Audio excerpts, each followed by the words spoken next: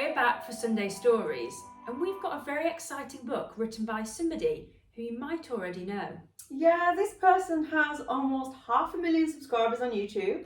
He also has over 100,000 followers on Instagram. And we may have already visited his farm. So, if you haven't already guessed, we're going to be reading Make Hay While the Sun Shines by our friend Tom Pemberton. So, I think this picture does just sum Tom up. Having the Highland cow in there is just, I think, perfect for their farm. Albeit they don't have as many Highlands as dairy cows, they're still a massively important part and something that the public really like to see when they go and visit. And he always just looks so happy. Doesn't he?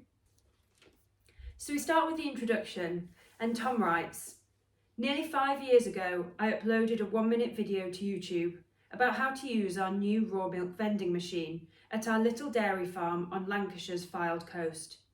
It was all a bit rough around the edges, because my videos are obviously super polished now, and I expected about 5 people to watch it. The ginger guy with the moustache, my dad, my mum, Joanna, now my wife, and my sisters Penny and Amy. I can't believe what's happened since then. As I write this, I've just passed 400,000 subscribers and I still can't get my head around it. I love what I do. I'm one of those people who get excited for Monday. I can't wait to go to work."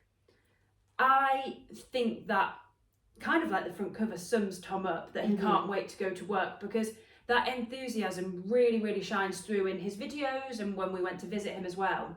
I think it's really interesting because we were at a speaking event just the other week where Tom was talking about this, and he actually showed a clip of him with the vending machine for his very first video. One, he looked a lot younger, but it was really interesting to see actually how he started. I think it's really important to take away from that. That was, 5 years ago? Yeah. And actually how he's achieved his success in those 5 years, I think it's amazing to remember actually it doesn't just happen overnight. Absolutely. There's definitely the idea of progression, and he talked about consistency, and he's really committed to posting those YouTube videos and getting better and better, but it's really worked for him. So throughout the whole book, what I find really interesting is these kind of little snippets that are called Wisdom from the Ginger Warrior. First of all, I love the fact that Tom is keeping to his nickname that he's given his dad, that you see in all of his videos, you see on his Instagram, it's consistent, and yeah, we love the Ginger Warrior. So, Wisdom from the Ginger Warrior within his book says, "My favourite job on the farm, I do love a good drain. If you get your drainage right, it'll work for you 24/7, 365 days a year, and you can farm. So the most pleasurable job I get when I have the time is to go do some draining. I see a wet spot and dive in with a spade and a shovel. Look after the land and it'll look after you." So just reading the wisdom, I think that's definitely aimed more at farmers. As a consumer, I don't really think you'd read these tips, and it helps you to understand the farm more, but not necessarily a tip I'd take back home. But yeah, I thought that was really interesting. I think you're right though on that kind of, that split between consumer and farmer. You're not going to go and do some draining in your garden, are you? Well, you never know.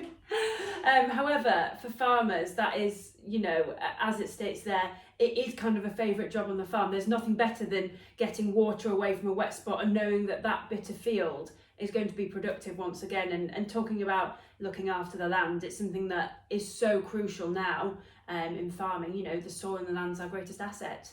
What's your most pleasurable job on the farm, Rebecca? Oh, that's a good question. Something to do with lambing. I love lambing time. And well, Tom actually talks about lambing in the book as well, but it's an amazing time of year. So lambing sheep, I think, is fantastic. So speaking of lambing, as I said, there's a whole chapter dedicated to it in the book. So Tom writes, "In early April, it's lambing time, and that puts a huge smile on my face. A couple of weeks before they give birth, the ewes start to bag up, which means their udder and teats start to grow. Closer to giving birth, the udder will get firmer and the teats get more swollen as they're filling up with milk. The ewe's behaviour also changes a bit, like heading off to a quiet corner of the field, pawing the ground with their feet, lying down, then getting up and turning around in circles and lying down again. It's all part of the nesting instinct. Then, between 1 and 2 days before lambing, the lamb will drop down inside the ewe, getting into the right position to come out. At the end of the first stage of labour, a water bag, the amniotic sac, will appear and either hangs there or bursts. If it bursts, the ewe usually starts licking it up. It's full of energy, which the girls could really do with at this point. Usually within an hour of her waters breaking, a ewe will give birth and the lamb appears front feet first, followed by its nose. It kind of looks like it's diving out. Like a Superman. And that's exactly how you want them to come out. That's the best way to hopefully mean that you won't need any assistance. I thought it was quite technical, that, talking about the sac. The amniotic sac. Yeah, that's like full-on biology lesson.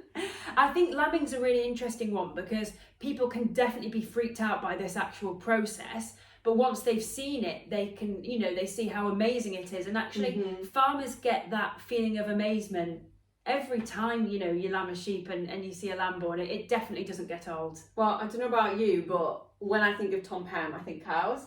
So I think it's quite interesting that he's included his lambing side in that as well, because, it's not Tom Pem the shepherd on Instagram. And you do think dairy cows.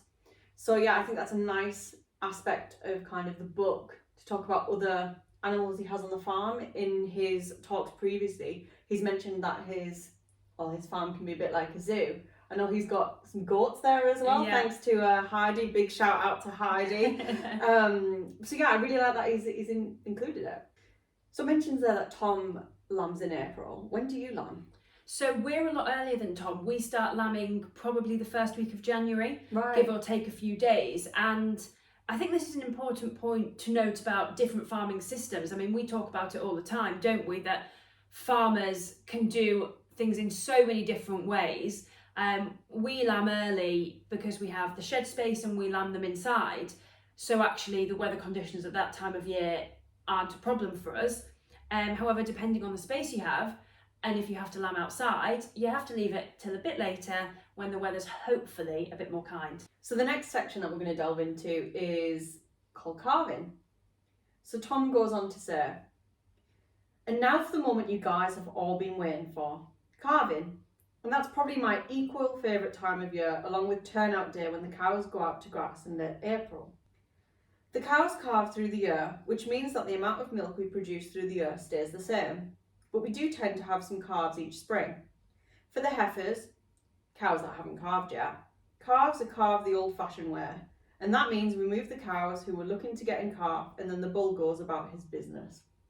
What I like there is he explains in brackets what a heifer is. Yeah, because that terminology, we sometimes forget that consumers might not know what we're talking about. So although I do think that this is very much a farmer to farmer book, I think it's got really good consumer elements as well. So those little details that make it easier to read. Really help. So I think this is another interesting example of the different systems which farmers have. So Tom's talking about calving all year round, but there's some farmers who might calve in blocks in autumn or spring. So I think it's interesting that he's making a point of explaining that. I really love the fact that it's quite colloquial with the language he's using. So for the moment you guys have all been waiting for, it's just like watching his videos. And the fact that he talks about his favourite times, turnout day and calving, you can see that throughout all of his content, whether that be on YouTube, social media, his book. Yeah, I really love that Tom's really in this. And I think that's important because everybody who watches his videos does feel like to some extent they know Tom. And I think that's also amplified by how much time he's willing to give up at these events to speak to his fans, basically. It's very authentic. Yeah. So Tom has a whole chapter on the future of the farm. And I think lots of farmers are really, really trying to be as forward-thinking as possible. And we appreciate that potentially we are going to have to diversify to supplement our incomes. So Tom writes, going forward, how do I see my future on the farm? Well, my parents are 64 years young and are looking to slow down, so I'm going to take more of a leading role soon. I want to improve the milking parlour and like the idea of adding a viewing area over it so people can see the cows being milked at certain times, with a brew in hand from the cafe next door. Well, that's the dream. I want to give more to the end consumer like we do now, but offer them even more of an experience of farm life, and maybe arrange more school visits as well. With the platform I have through social media, I'd love to keep spreading all the good that farmers do around the UK. And there's no better way of doing that than getting people to come to the farm and see the place for themselves. As for other ventures, I'd like to keep saying yes to things. It sounds really daft, but it's so easy to be comfortable doing what you do. I know because I was that guy. But I feel like I've grown in the 4 years I've been making my videos. And now, weirdly, some of the things that I used to be the most nervous about are the most enjoyable. Well, what a good look to the future. I think, as we would expect, a real focus on education and keeping bridging that gap with the public. So important. That's something we're very passionate about. But it's nice to see that Tom openly admits that actually it is about pushing yourself out of your comfort zone, and that's something he's had to learn through his venture. He hasn't just done it overnight. It's been a process, and I think that's something, whether you're doing something on the farm or you're getting into a career, something we can all take away from that. Absolutely. So Bex, what do you think? I really enjoyed this. Now, I'll let you into a secret. I haven't actually read the book cover to cover because I've listened to the audio book whilst I was on the tractor, which actually is perfect if you don't have time to stop and read the book. But yeah, I think it's been a fantastic read and a real insight into Tom's life, and a real credit to him. He talks about being dyslexic, and to be able to put all his thoughts into a book, I just think shows that anybody can do it. Absolutely. And I think if you're a huge fan of Tom P, you are going to love this book because his personality shines through. What you get on YouTube, what you get on socials, what you get in person, it really resonates and comes through throughout the book. Definitely. We'd highly recommend it. So guys, thanks so much for joining us for another episode of Sunday Stories. Oh, I've loved that one. Absolutely. If you enjoyed it, we'd love to hear from you. And we'd also love to know if there's any books in agriculture at the moment that you think we should read. Don't forget, if you like what we do, please give us a like and subscribe. It helps to get the message out there further. And yeah, hope to see you next time. Thank you.